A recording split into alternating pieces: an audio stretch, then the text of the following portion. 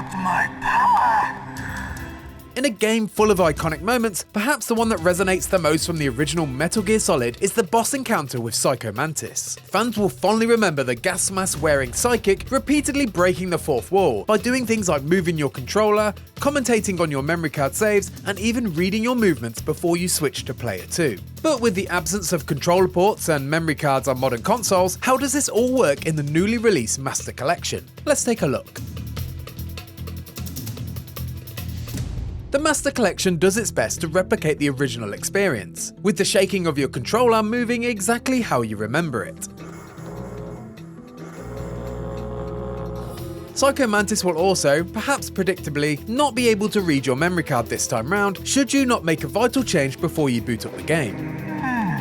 Your memory is completely clean. In the modern menu just before you boot up the original game, you'll find an option called Edit Save Data. In here, you'll find a digital representation of the original PlayStation memory card. From here, you can then select to add original saves from Konami games from a provided list, covering every variation of dialogue that Psycho Mantis has in the English version of the game. Once you've applied all these save files and reached Psycho Mantis, the sequence will then play out like this.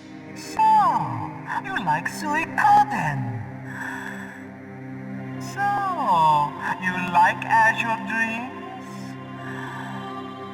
You like Castlevania, don't you? So, you like Vandal Hearts? You like action games? You enjoy role-playing games? I see that you enjoy Konami games. Once battle commences though, you'll still run into the issue of the Psychic being able to read your movements, without the option of a second physical port to swap to this time. Although it is possible to beat Psycho Mantis without this iconic tactic, it is still possible to reassign your controller.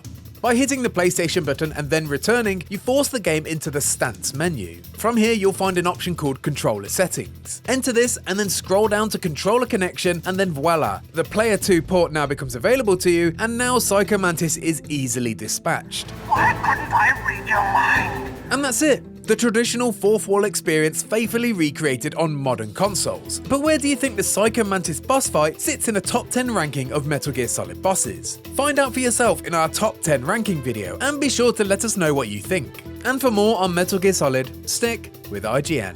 I wasn't able to read the future. A strong man doesn't need to read the future. He makes his own.